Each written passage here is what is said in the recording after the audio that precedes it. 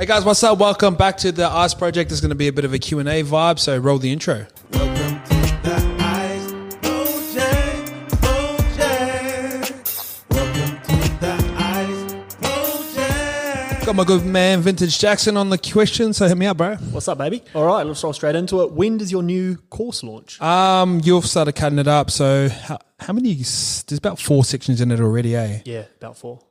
Did you like it? It's 5. Did you like it? Yeah, I did. I said to you yesterday, I hate gassing you up, as everyone knows, but in terms of like, obviously comparing it to the blueprint, which I thought was fucking mad, it flows, like each course sort of piggybacks off the back of the next one, so it's quite linear in that sense, so I enjoyed it. Yeah.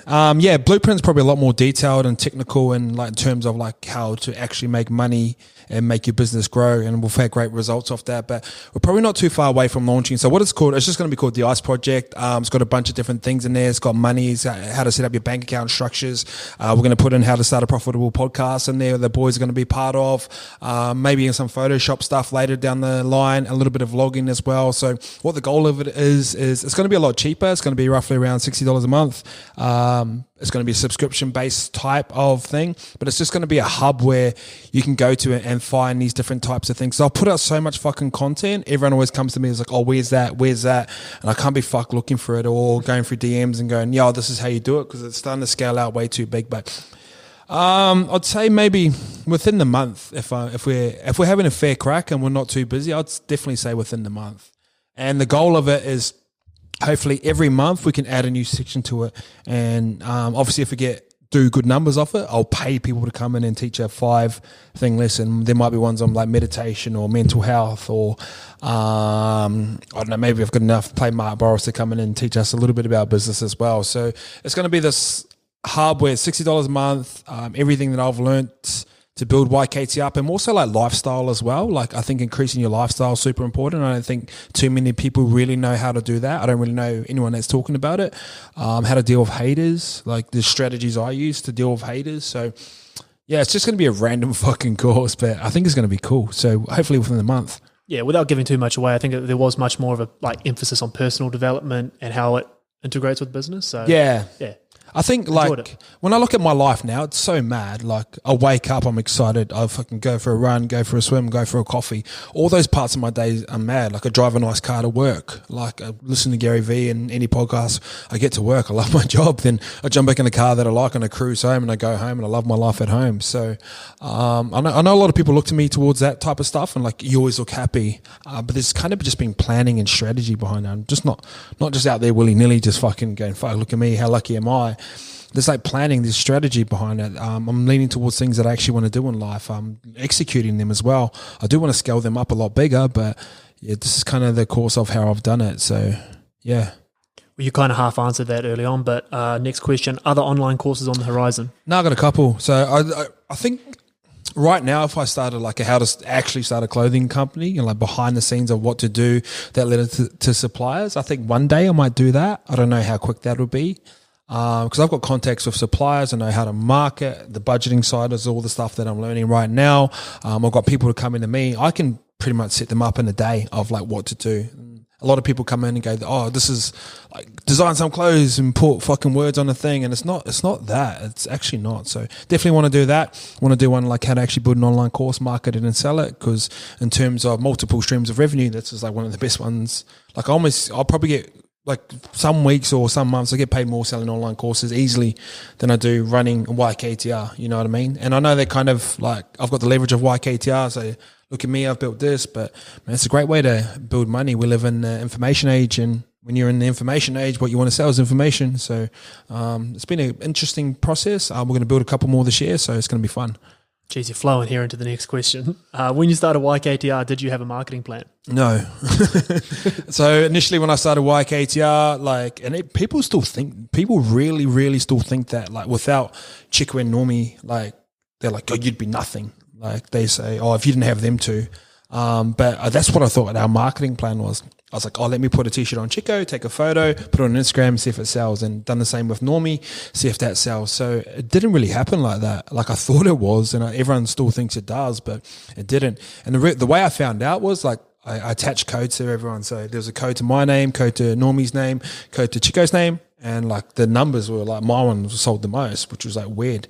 So, and Normie's one done really well as well. Like here and there depends how well his going. So I quickly learned that wasn't going to get us to a next spot, but definitely didn't have a marketing plan.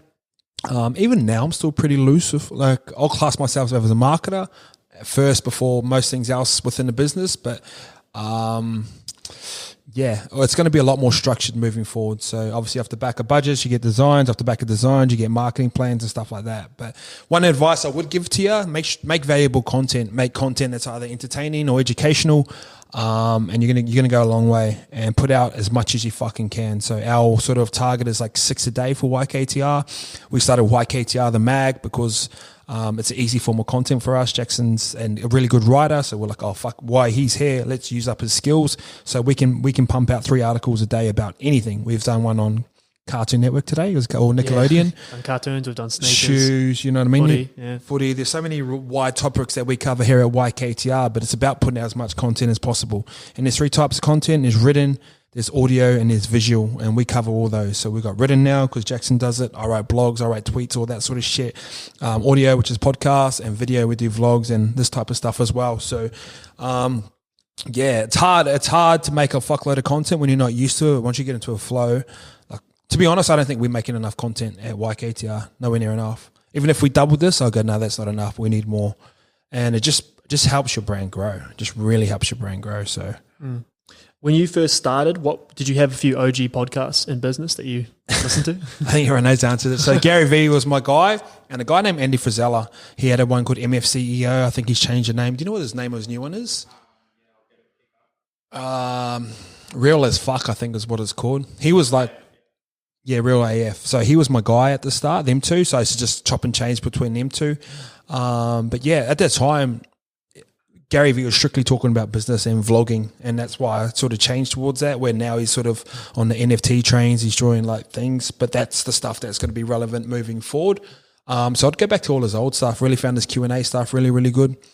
A lot of my podcasts reference him, and a lot of people find me more relatable within this country because they feel like they're a little bit closer to me, or I talk about examples that they can relate to. Like he's up in Hudson Yards in New York and talking about buying the jets, you know what I mean? Like people wouldn't even know who New York Jets are and how bad they actually are. So don't disrespect my Jets, man. Are you Jets? Oh, I love the Jets, yeah. Why? Unfortunately, I don't know. One of those teams that you just random select on Madden 2006 Yeah. and roll with them. I don't know that. Unfortunately. Yeah. But yeah. Yeah, so Gary Vee was my guy. Andy Frisella was my guy. Tips on saving money. This is a good one for me. I want to take notes here. Yeah, this is going to sound like a really douchey answer. Oh no, there's a couple of things. One, you got to have a great relationship with money. So there's a thing called your values factor. So there's things that you value the most, the things that you value the least. So anything that you value the most, you're going to spend time and money on. So when I was a little bit younger, I valued going out and having fun. So it was never an effort for me to go out and have fun. I was like, oh, fuck it. I'll go out and spend $300, $500, $800 in a night, and it wouldn't bother me because I valued that. So you have to put a value on savings first. Second one is, this is the douchey kind of answer, it's not really. Get multiple streams of revenue. So if you look at me right now, like I get paid from YKTR, I get paid from selling online courses, I get paid from doing podcast revenue, I get paid from consulting. And I know not everyone can do this, but this has always been a plan of mine. As soon as I got YKTR, I was side hustling like my next thing. You get paid from YKTR, you're going to start Vintage Kit. You probably can move into a few different other things later. You got a podcast, you know what I mean? So what you want to do is get multiple streams of revenue, live off one, and then start to invest the rest. And a lot of people are in jobs where they got a ceiling on their earning capacity. You were a journo. What was the most you could have ever made? I got told flat out to my face the last pay rise I got there that I had hit the cap. What was that? 80K. Yeah. So like when you're in a job, there's always a ceiling on your earning capacity. So that's why I sort of preach start a business, start a side hustle. Like everyone that works within YKTR, I encourage them to do side hustles. Jackson's got Vintage Kit that he owns 100% of. Scope's going to do events. Lukey's still working on it. What are you going to do, Lukey? You don't listen, hey? Lukey, go start a side. Just make content, man. He's just grinding for YKTR Sports, but that's what I mean. Like you want to own equity within something because then you don't really have those ceilings. And a lot of the business models I roll into, they don't really have a ceiling on their earning capacity. So say a podcast, for example, right now, say this podcast is sponsored by Kelly Partners and I get paid, say I get paid $500 because it does the certain amount of views. All I need to do is make that podcast more popular, and I get paid $1,000, but in theory, I haven't done twice the amount of work. See, a lot of people are paid by the hour, so for them to earn double the amount, they have to work twice as hard. So it's sort of a long-winded answer, but sort of gravitate towards businesses that you're not paid for your time. Make sure you own equity in it and try and get multiple streams. That made sense. Yeah. Does that make sense? It was good. Yeah. Yeah. Speaking of investing, what's your crypto strategy, man? You know, that's a fair bit now. Not for. I know I sort of post on crypto a lot because like I enjoy it. I enjoy the process of investing. Like we talked about value factor before, investing in crypto is right up there on mine. So as soon as I get money, mine just goes straight into crypto. But my basic strategy, not financial advice. First do some education on it. But I invest 75% into Bitcoin, 20% into Ethereum. I believe in the Ethereum network. I believe like smart contracts. And then what's that? 25. I said so, and 5% into altcoins. And the two altcoins I invest in are Chainlink and Uniswap because they're based around decentralized finance, which is so look up what actually Bitcoin is, look up what Ethereum is, and look up what DeFi is, which is decentralized finance. And that's all I do. I don't like everyone's like get into Ripple yesterday because they do spikes. I don't day trade. I dollar cost average. I HODL, HODL, which basically means hold.